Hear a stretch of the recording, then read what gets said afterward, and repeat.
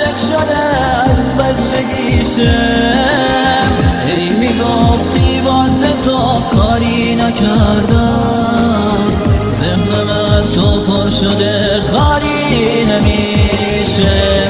کاش میدونستی همه دنیام تو بودی، اما هر لحظه کنارم من نبودی.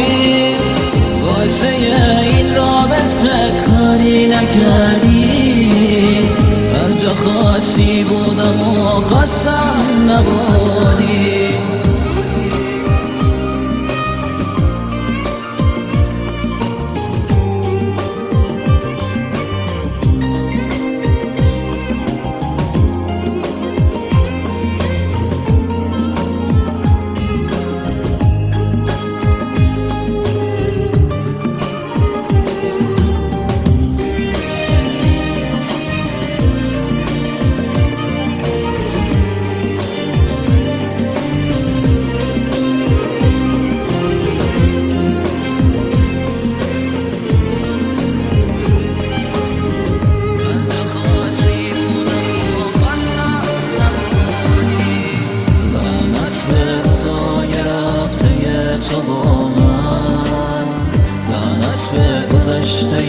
تلخ تو با من، لعنت به روزای سخت با تو بودم، لعنت به عاشقی و از تو سرودم، لعنت به بارون نم نم پشت شیشه.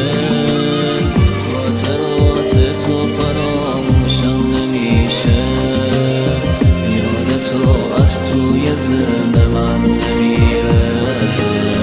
کاش میمونی پیش قلبم تو همیشه.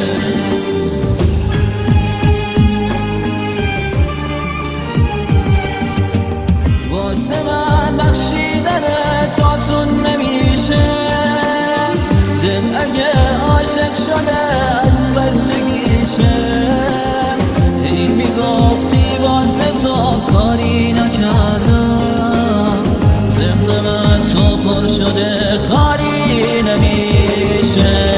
کاش میدونستی همه دنیام تو بودی، اما هر لحظه کنار من نبودی.